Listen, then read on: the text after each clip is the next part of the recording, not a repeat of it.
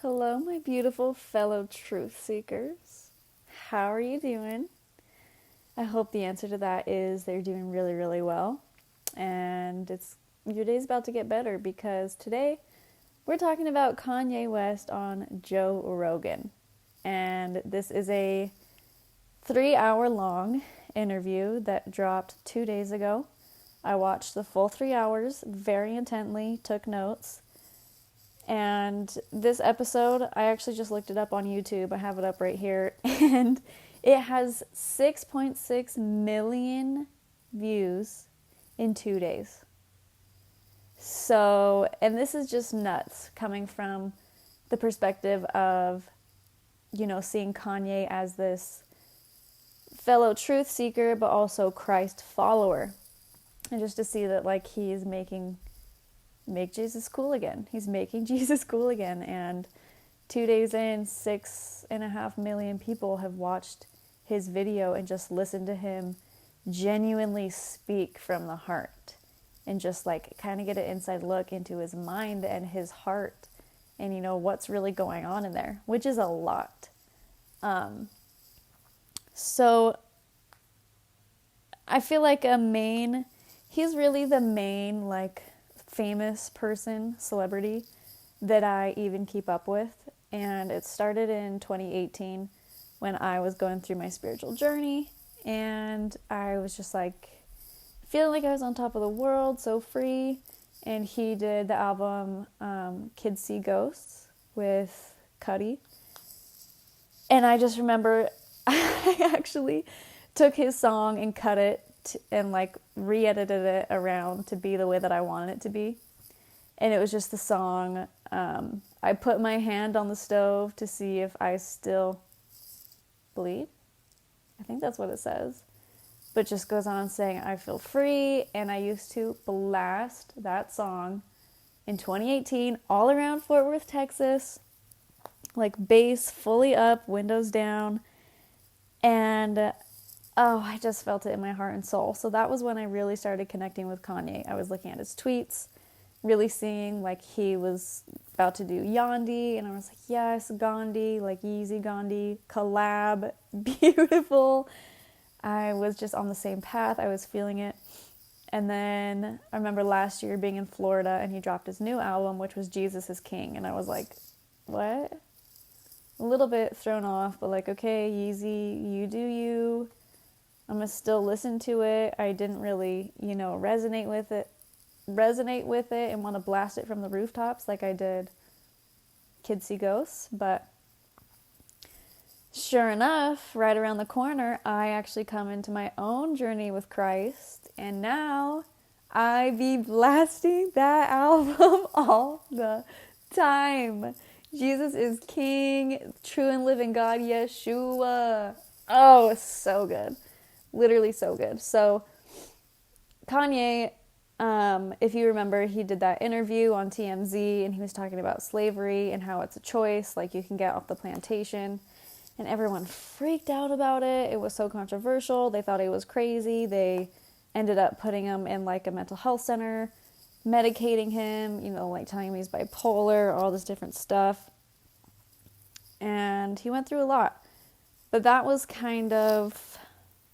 the last thing that I really remembered. And then this year, he's just all out talking about Jesus and human trafficking, save the children. He's building these sustainable eco domes, doing gardens, really into sustainability, but also Christ. So it's been really cool. And this is the first interview where he's really been able to express his mind. So I watched the whole ass thing. And I think I have 7 or 8 pages of notes. And like usual, it's 10 pages. 10 pages of notes here. But as usual, I didn't really prepare. I am just planning on going over my notes and, going where it takes me. So,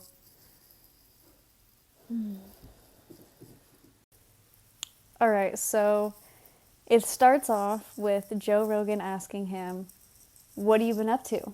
Running for president? And he's like, yeah. And so we asked him about how he decided to be president. And I wrote this down because he said, when I first thought of it, he was like in the shower, had the thought, and he said, I started laughing to myself. Joy came over me. And I thought that that was already something that I wanted to write down and remember, because I remember a very similar moment with myself at the beginning of this like Jesus journey. And I was just laying in bed at night and I had the thought of make Jesus cool again. And it made me laugh, but in like this lighthearted, warm, peaceful way. And I was like, yeah, like for sure, make Jesus cool again. So I thought that that was something worth noting. He said that when he made this decision, people around him were saying like, no, you don't want to be president, and just projecting their fears onto him, which you see happen all the time. If you want to do something, following your dreams, you know, all the people that love you and care about you will start to say things to keep you safe. And it's usually like, oh, but that's so blank. Oh, but you could get hurt. Oh, that's not a good idea. And it's like people talk you out of what you're wanting to do. So he talks about being the leader of the free world. And Joe Rogan says, like, what would you do? And he's saying that he sees it as if, like, if he were a pastor of a huge church, but also a captain or a sailor, and saying, like, I'm going to man this ship because God is calling me to take this position, even though, like, all that I am is just this pastor for X amount of people in hip-hop. And he was saying there couldn't be a better time to put a visionary in the captain's chair. He was saying, I see things, I manifest, I listen, I'm empathetic. And he says that he feels the entire earth, like us as a species, a race. And he made it a point to say that, like, he says leader instead of politician or president. And that the Constitution was an innovation. But, like, the world has been innovated around our political system, but the system itself has not been innovated or upgraded. So just like he's been calling out these people in the music industry about these unfair contracts, and he's saying, you know, I'm not in a war with the music industry, but I just can see that it's time to innovate, and we need contracts that make sense. So it goes into this whole tangent about the music industry, saying he doesn't want to eliminate anyone's job, he just wants to flip the deals so that they're more fair. And he talks about how the Me Too movement and how, like, what you're putting into the universe. And he started comparing music to the Me Too movement because he was saying the artists are raped and contrasts are made to rape the artist. He was saying at this point doing music loses me money. And he said that he also blames the loss of his mother partially on the entertainment industry. And he just went off on this little tangent saying how, like, trying to represent who you are in a media that's... Okay, so it's like there are people in this industry that want to represent, like, who they really are, but they're in this industry that tears down people who don't go with the flow and with the narrative. And I made a little note for myself here because the way that he's talking, it's like he's looking all around the room and he goes slow and he takes pauses, and it's like you can see him calculating in his head. And I picked up on that because I do the same thing, and I wrote down the way that he's talking, like, he can see the image in his head and he calculates what he wants to say about it. Like, he was talking about something specific, and I know that he was looking at that thing with his mind's eye and then describing it. And he talks slower because he's being very particular about what words to use and what connotations and energy that they have. And he wants to provide the right details. And it's like he's time traveling back to a moment, re-looking at it, and then describing what he's seeing. He's not just thinking. So he continues about innovating these music contracts, and he brings up Michael Jackson, Prince, Bruce Lee, and Bob Marley. These are all people who died kind of somewhat mysteriously. I know that some of them have conspiracy theories around them, but he was saying, like, he gets kind of scared to be doing these things because he knows what can happen. And he's just saying it's about freedom. And he was saying there's this parallel between music industry and the world, and the influence America has on other countries, and the way that governments and influence works.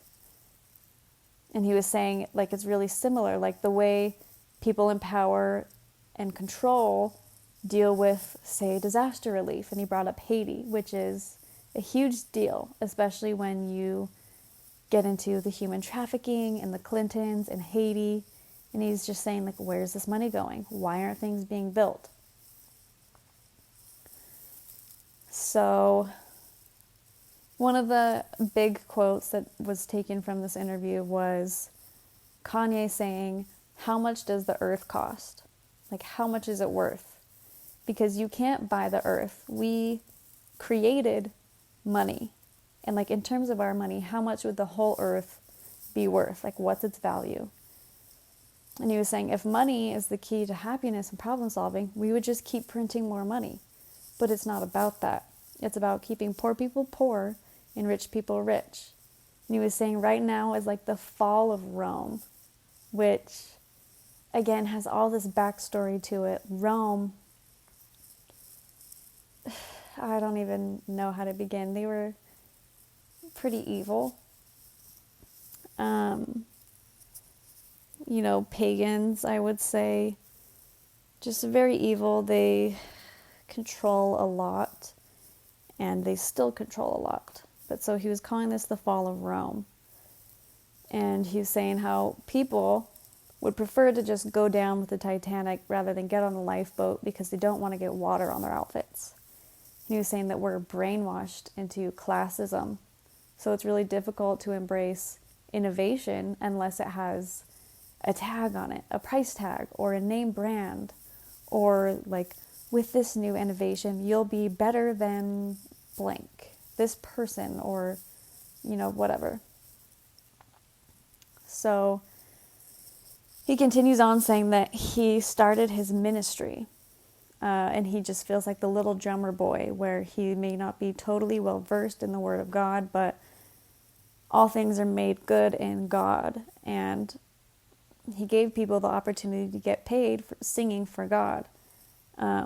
Like, he wasn't saved yet, he wasn't totally Christian yet, but he just felt that he wanted to make the church. And so like, he created this whole Sunday service and the choir, and now people who regularly sing for God had a chance to actually really make some good money, proclaiming the word. And he was saying that he's running for president just to be in service to God. And he was talking about how important it is to realize when you're working for your ego versus working for yourself and God. And he brought up the people that are like, well, God told me to tell you. It starts to get kind of egoic and self-righteous. And he was saying how important it is to be mindful of that. But he believes that the ultimate service position is to be the president of the free world. Like, utopia is totally possible, but we're led by the least noble and the most greedy.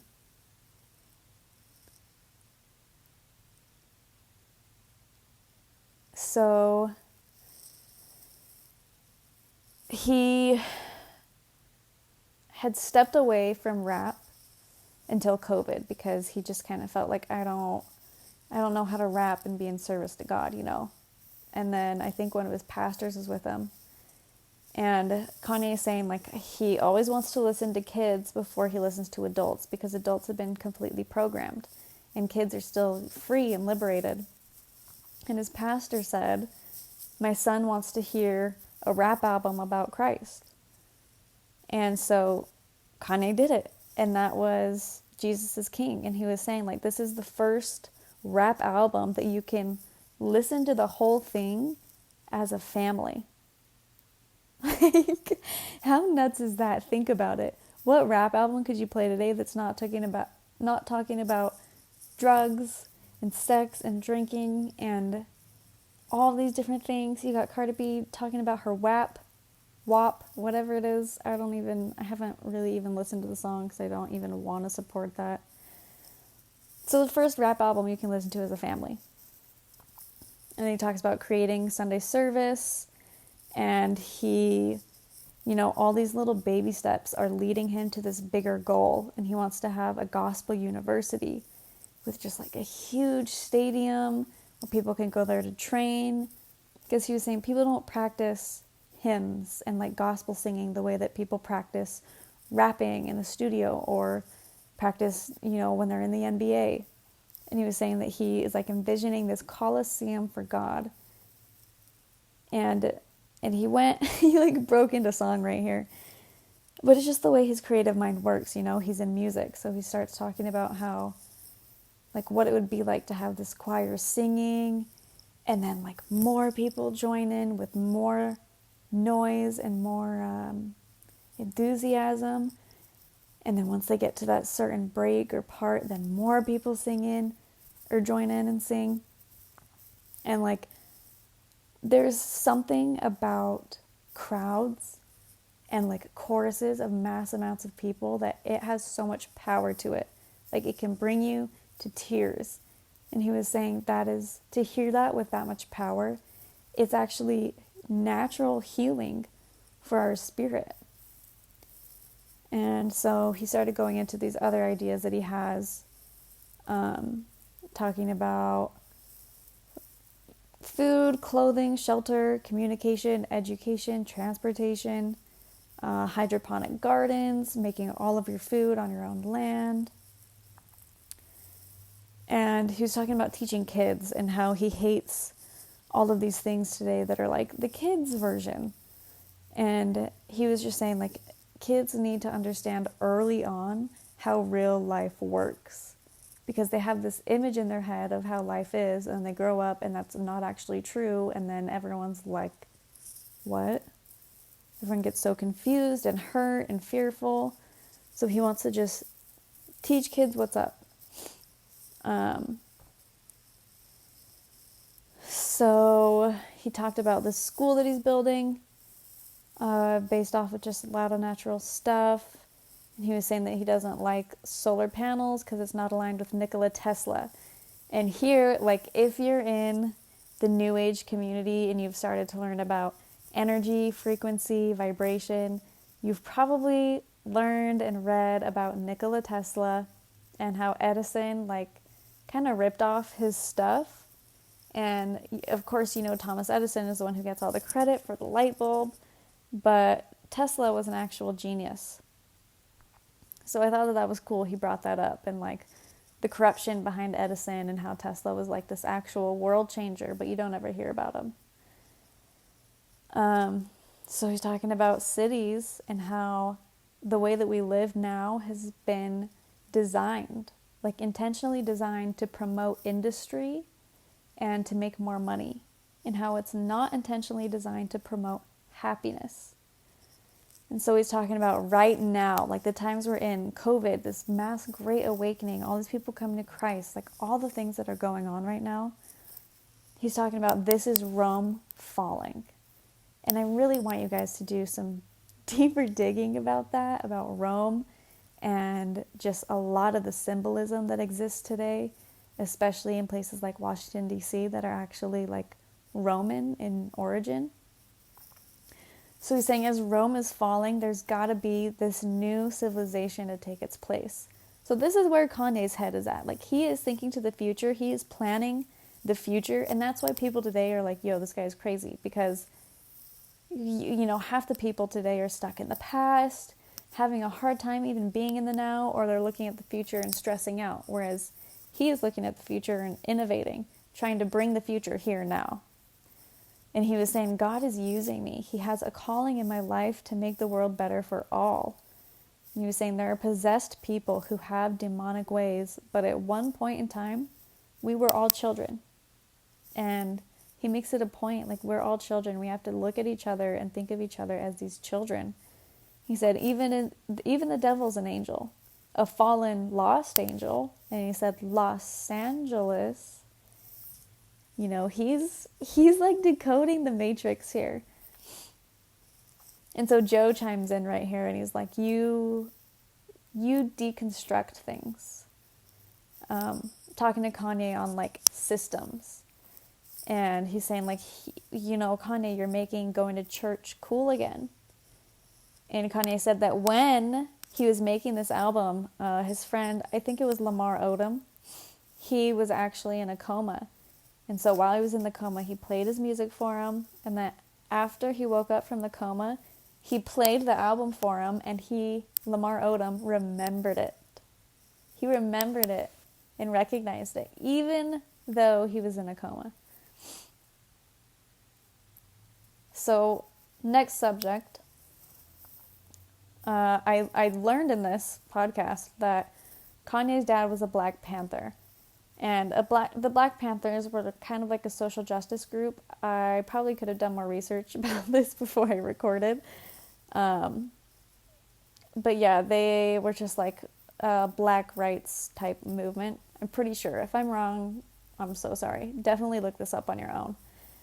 But Kanye was saying, like, today, when you look up Black Panther, you don't see Kanye's dad and this group and the activism and the work they were doing. Instead, you search Black Panther and you get a Disney movie with a Black hero that white people created. And he was saying most Black people don't know where they came from and were given Black History Month and don't realize that it's a program. Like, racism doesn't end until we stop putting the word Black in front of things. And that most of the time what they're showing in Black History Month is just reminding them of when they were slaves and like how they were treated. So he continues on to say, and I have this in all caps and bolded, now is the shortest moment of our life. Think about that. How many of you actually exist in the now? And how often are you existing in the now? And he goes on to talk about how when he's doing things that God doesn't like, he's a lesser version of himself. And he said, I have to be the higher me when people are doubting me. And so I put a little note of my own right here, italicized it, a new idea of the higher self. Like, this is something that's huge in the spiritual and the New Age community, the higher self. And it's like you're connecting with a higher source of your spirit or like the best version of you. But really, it's like he touched on this kind of new concept of a higher self where it's you in God. You in God, holding hands with God, walking with God, side by side. That is your higher self, when you're in tune with God and His will and His intentions. Higher self. And he said, the devil's favorite enemy to use is you. The devil will make you your own enemy. And how true is that? I think of, it's like two different memes. One of them, where it's the two Spider-Mans both pointing at each other. And then another one, I think it's like Shaggy or like Freddy from Scooby-Doo. And they're pulling the mask off of the villain and it's just him. And it's like when you realize that you're the one causing all your own problems. How true is that? It's one of the devil's best tactics. So Joe Rogan chimes in for like one of the few times that he actually talks in this whole 3-hour-long video. And he's commenting on how people will say that Kanye is just all over the place. And Joe will respond and say, well, I think he's got a different power source. A different power source. This man is connected with God, the ultimate power source. And he's saying, like, he's just got ideas coming at him and that Kanye's rants need to be dissected. And he just starts asking, like, why do people think that there's something wrong with you? Like, they medicated you and put you away. Why is that? And Kanye was saying, I think in 3D. Like, I don't think in the black and white lines that we're programmed to think in. And he was saying, when I talk, I have to describe a thought in 5 different ways just to get it across, because he sees in full color. And you're talking to people who still see in black and white. And this was another of like the best quotes from the videos. I have it in all caps. And it says, when I talk, it's not a rant, it's a symphony of ideas.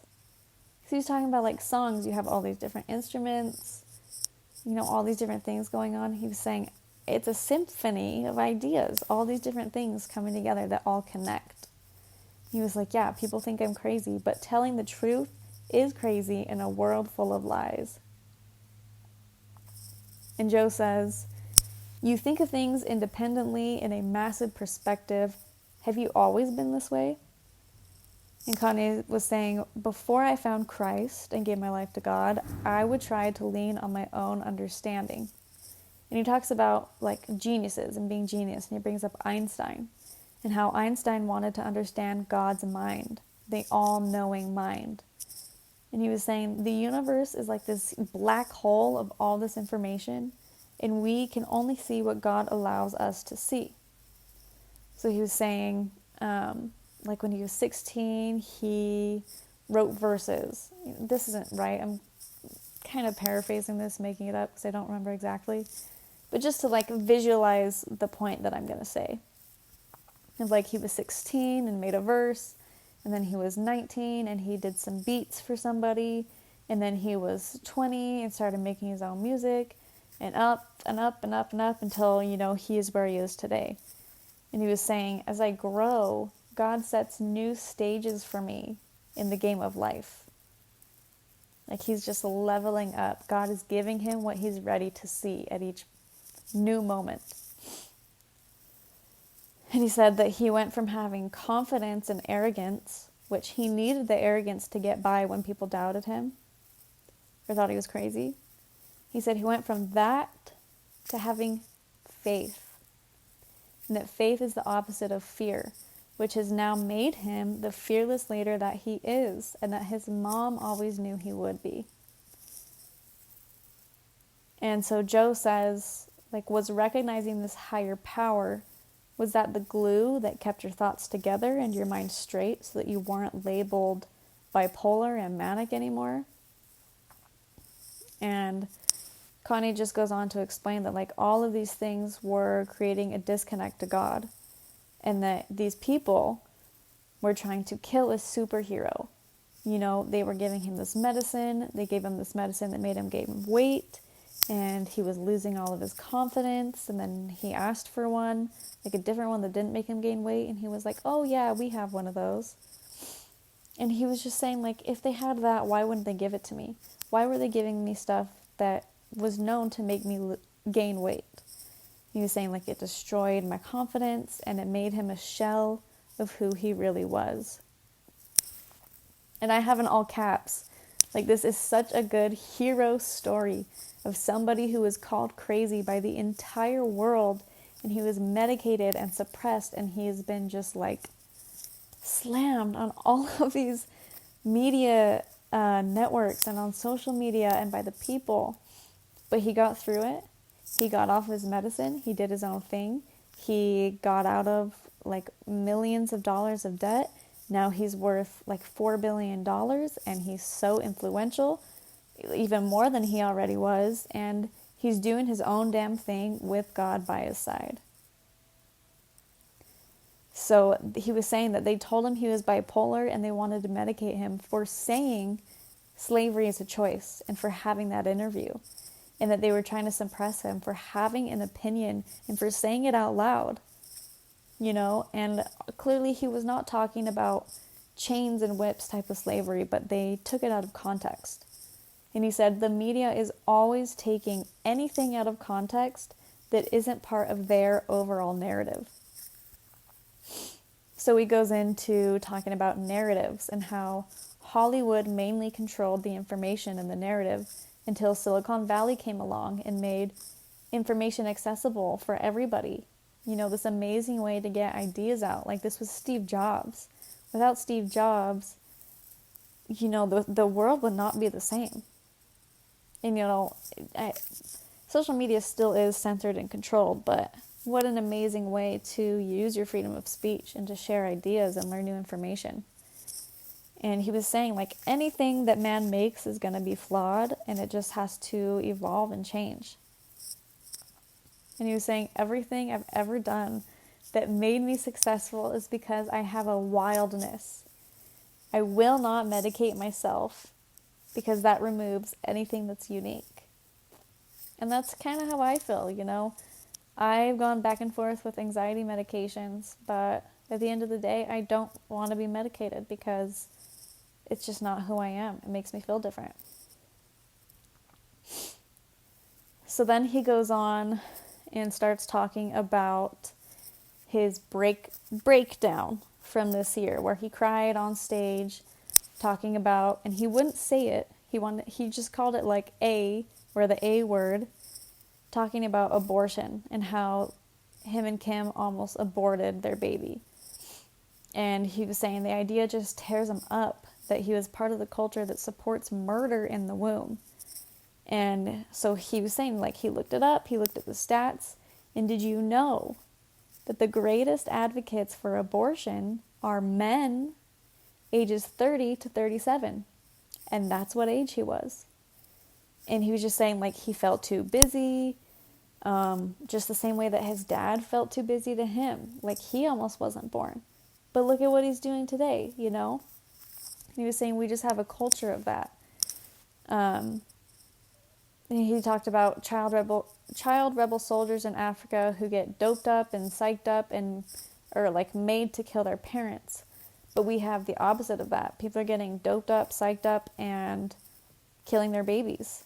Except now it's just Planned Parenthood and labeled women's choice. So he talks about being Christian and how Christians are pro-life. And like, he talks about working on Plan A, which this is in response to like, what do you do about the whole pro-life situation? Like, abortion is the culture these days. And he was saying, like, I'm not changing God's laws because of this imperfect world. So he's working on Plan A, which is to change up the orphanages, foster cares, the connotations of these words, to create places to the right level, creating land, spreading it across the world to create safe environments. If you're not well off enough to have a place to go, or, a way to raise your child, like there's these other options that are actually good options. Because as we know today, like foster care and orphanages, people get trafficked from these places and end up in a lifelong slavery. So then he says about like why he's calling it Plan A is that Plan B, the pill, and Planned Parenthood were created by eugenicists, and they did it to destroy the black race. And just to like put it in perspective, this is really powerful. Just to put it into perspective, he talks about right now, COVID-19, there's been 210,000 deaths due to COVID, and everyone's wearing masks. But with abortion and the abortion culture, there are 1,000 black children who die every single day. Every day. For who knows how long. Think of how many black, and not just black, how many black children that is. And he said, we are in genocide. More blacks have died since February than people around the entire world have died of COVID. Yet everyone's wearing a mask. And you're voting for Planned Parenthood? Like, I'm confused. If this many people died and it causes the whole world to wear a mask, why is nobody caring when there are more people dying every single day from abortion? Just makes you think a little bit, huh? So he starts talking about how love will heal all. That world peace is possible. And it's us looking at each other as a moment in time. And he said, time is love. You can't grab time, you can't reach out and grab love, but we feel them as real. And he was just saying, like, people love having a bad guy. And he wants us to change the bad guy that we have in our minds to this Roman era. Again, please look up the Roman symbolism. He was saying the old Roman civilization, the Egyptian kingdom, which again, paganism. He said we are the first civilization to ever become civil. I think that was hopeful thinking, because he was saying, like, right now, we're still in the dark ages. We fight on social media, in school, in conversation. We murder each other. We enslave each other. I think he wants to be the first civilization to become civil. And he just talked about this combination of brilliance and bravery, and how there's people who have been anointed. And, you know, they just know how to do things. They just do it. And they're doing it. And it's like, these people who have this anointing need to see what it looks like to overcome the smoke screens of public humiliation, of bankruptcy, of fear of loss, of fear of death. And if you're living without the fear of God, it can create in you the fear of everything else. Like worry, stress, anxiety. It cripples you and it actually kills you. Like, stress is one of the leading causes of death. He's saying, but if you instill in people the fear of God, it eliminates the fear of anything else. And he's saying, I'm not fearless. I am deathly shaking and in so much fear of God. But beyond that, I fear absolutely nothing else. So he's powerful. And that's why he could be a leader. And he was saying, like, for example, just look at the design of our houses. We literally put ourselves into boxes because it makes us feel safe. And he brought up Westworld, which I was like, of course. I think me and Kanye are the same person. He brought up Westworld and how the main character, like, she had to use the people who enslaved her and, like, you know, what they had created in order to make it out of that creation. And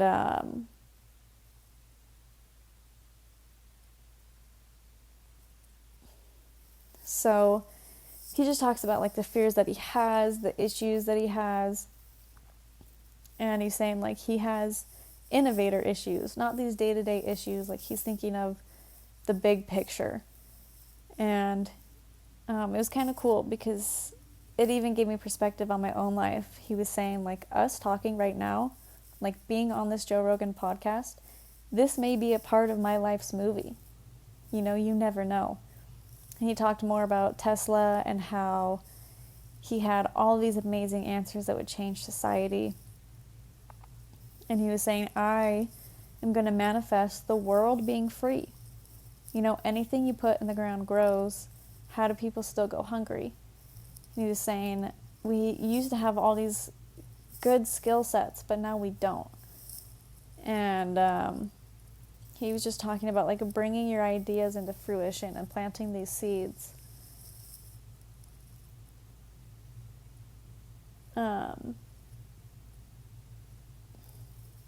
So he talks about just, like, yeah, the ability to bring your ideas into fruition.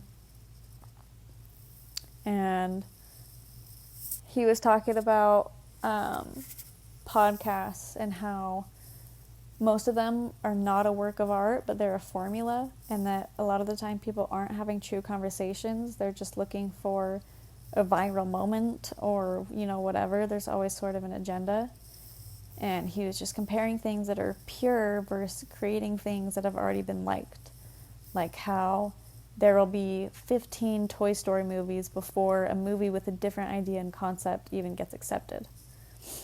And he talked about M. Night Shyamalan. I don't really know how you say his name, but he did Glass and Split in these interesting movies where like these people maybe seem crazy or like they're bad guys, but in Glass, you know, you see that these people were superheroes, that it wasn't necessarily that something was wrong with them or that they had something different about them. It was just that they believed certain things. And he was saying, like, we are these superheroes, and our weaknesses are doubt and fear. And I actually, again, I wrote this in my journal one day because I watched Glass and I got that same insight of like, holy cow, we could be superheroes if we just stopped believing people telling us that we're not. Like, you could be capable of so much if you just stopped believing that you weren't capable of it. So, cut to the new subject again. I've got 4 pages left. So again, back to him talking about being president. He said that a lot of people ask him if he is a pawn for Republicans. And he was like saying, I think people ask me because Democrats really do create black pawns. They will grab a black celebrity and meet with them and tell them like, okay, you're going to be an advocate for this candidate or whatever. And he also was saying how there are these, you know, anti-racist, Black Lives Matter, white liberals who, like, for example, Chelsea Handler, if you've seen that clip of Chelsea Handler talking about 50 Cent. These anti-racist white liberals who actually say the most racist comments, insinuating that, like, black people can't think for themselves. He was saying, like, people get mad at Kanye because they're saying, oh, you're going to split the black vote. He was like, what, do you think we can't think for ourselves? We can't vote for ourselves? Why do you assume that black people are all voting for one person? And he talked about his dad and how black people thought his dad was crazy, so he did things with white people who thought that he was incompetent because he was black. And there's just like these different walls and these chains. He was saying the way that people look at black people is the way that a misogynist looks at a lady. And, you know, if a misogynist were talking to a woman, he's going to say, you know, what can you give me? Not, how can you run my company? And it's that same type of thing.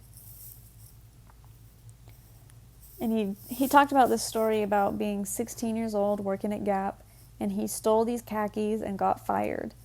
And now 27 years later, led by God, he is working for Gap and made them like $2 billion overnight just by, you know, signing with them or announcing or whatever it was. And I have a little note right here that says, there's definitely times I want Kanye to answer Joe's questions, and he just goes around in loops and didn't really answer it. Sometimes he went off the tracks and couldn't bring it back around, which is a little bit annoying. But I struggle with the same thing. Like, I will have a point and a story, but then I'll start going into the story and something doesn't make sense, so I'll have to give the background of that. And then sometimes I just go off on so many of these different little branches that I forgot what the point of the tree was. But so, he went on to talk about how it's the artists who design culture. And that people love art, but they always want to put it in a box.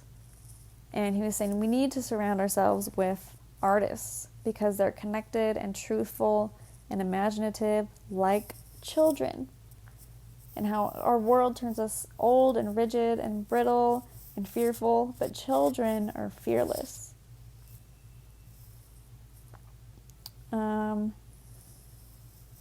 There's a lot here. He talks about student debt and how the school system is lame and how he would fix that. Oh, because this is Joe asking him like presidential type questions. Like, what would you do about student debt? What about free healthcare? And he's saying, when I'm given all the information, I will make the best decision because that's what he's been doing and he's been very successful. But he's saying as a civilian, when he doesn't have all this information, he can't make the same type of decision, you know? He talks about how the anti-slaves, you know, the anti-slave owners, the people back in the day, were the ones who made the compromise to make blacks 3/5 of a man. He was saying even the people who are on our side still only considered us 3/5 of a person. And he's saying how Democrats always love to say vote, but he was saying, like, if you won't say who you're voting for, don't wear the shirt. And he's saying how you can tell the difference, because the people who say vote, vote, vote, it's mostly Democrat, whereas if you see an American flag, it's like, oh, that's Trump. And he was just like talking about this difference in symbolism. And it just goes back again to like that kind of concept of slavery, and how he was saying, you know, Bernie Sanders, he would have and should have won. He should be the candidate right now. He was the superhero. He was the perfect person to be the exact contrast of Trump. But they couldn't control him. He was his own person. He had his own ideas. They couldn't control him. So they kicked him out and replaced him with Biden. And I agree. I feel like they totally sold out. Like, you know, I used to be very Democratic. I was very liberal, a social justice warrior. I love Democrats. And when I was living in Texas, I loved, with all of my heart, Beto O'Rourke. I can't say his last name. O'Rourke.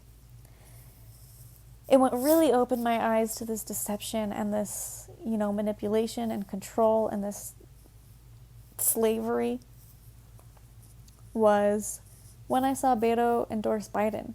Like, Biden was not going to win. He was not the person. But all of a sudden, all these people endorsed him. Even Obama, who, I mean, Biden was his vice president, and even in the primaries, Obama was not endorsing Biden. But then suddenly, everyone was just backing him up. So it's like, you know that there's some type of control going on there. They're not allowing for real free thinkers to have a platform. So Kanye was saying, like, as a presidential candidate, like, when I talk, I'm not talking for a conglomerate. I'm talking for myself in service to God. That's it. Like, there's not some big plan or this practice script and a teleprompter that says, you know, go in, say this, do this. It's just him working with God. So Joe asked him about free healthcare. And he's saying, I mean, that's another thing. You know, people want this free healthcare idea. But Kanye flips it around and says, you know, there's things about our world that are making us sick. And there are ways to live that wouldn't make us sick or would actually help with our health. He was saying we need to be more inventive in the way that we connect holistic medicine with modern medicine.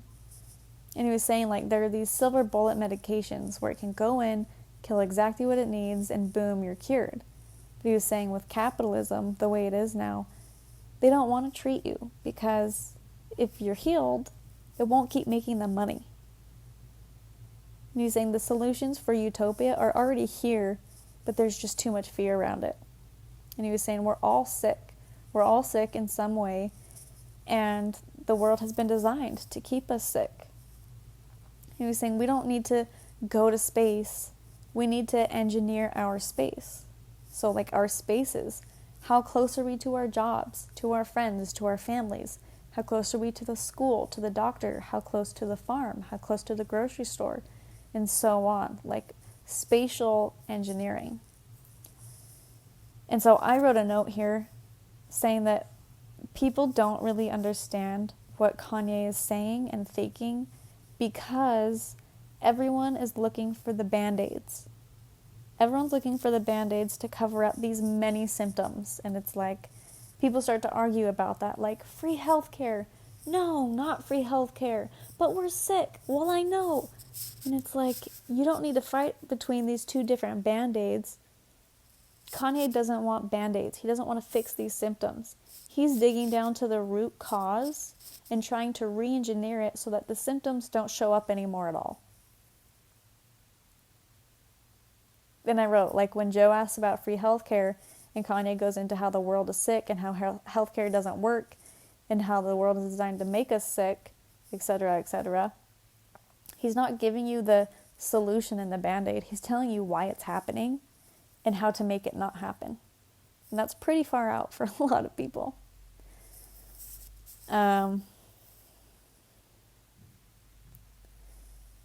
So the last thing is that Joe asks him a very serious question, and he talks about the military and foreign affairs and like dealing with hostile, not totally sure on that one, sorry guys, but dealing with foreign governments and with dictators and people who lack lack the value for life. And he was saying, how would you approach military conflicts as commander-in-chief?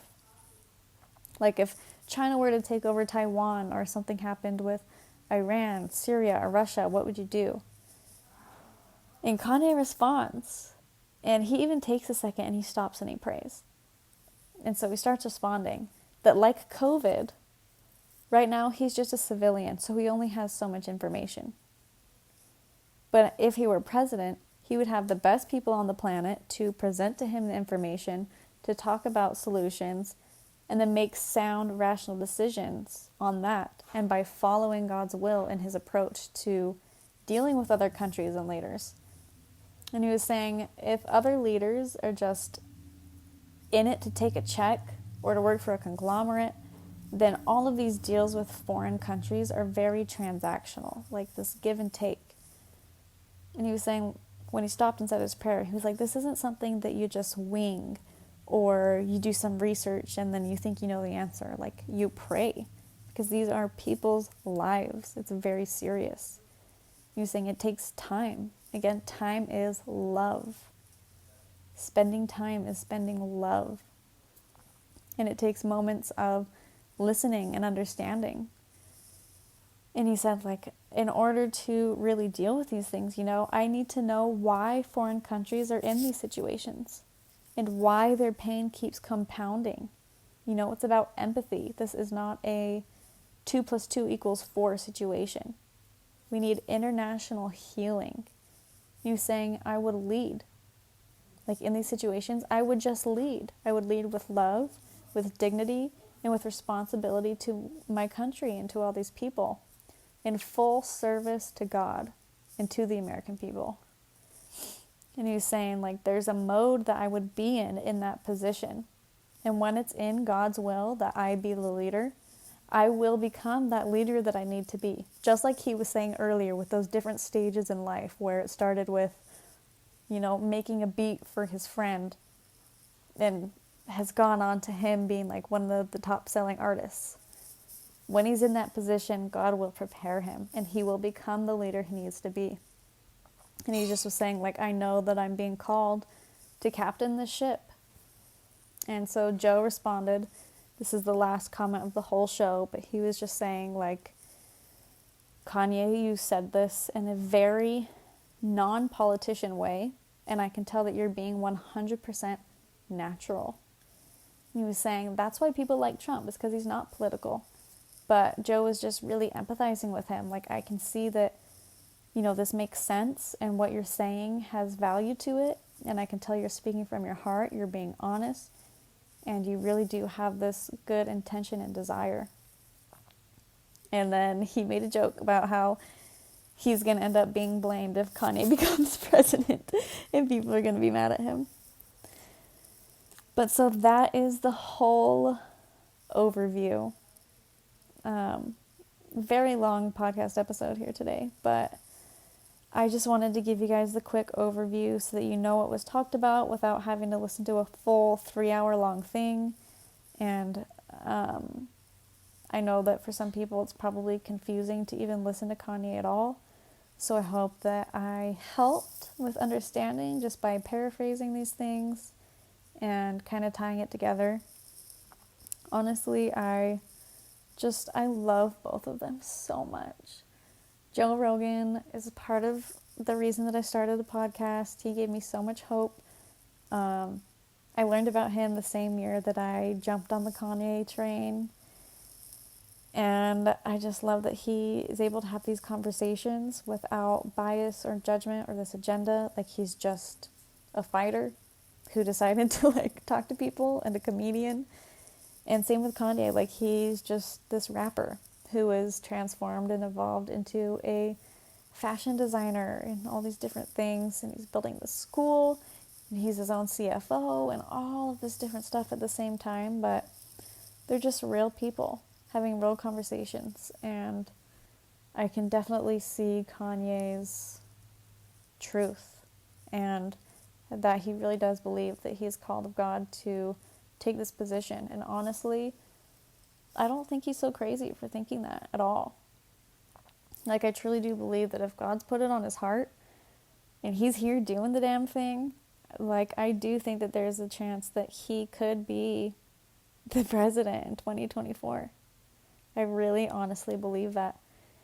And I would love to have a conversation with Kanye one day. Just seeing him talk, I know that we think and rationalize things in such similar ways. And I feel like we would be such a good team together. So pray for me that we will meet and work together. And yeah, I hope you enjoyed this episode. I'm going to peace out and drink some coffee because it's really cold. Love you. See ya.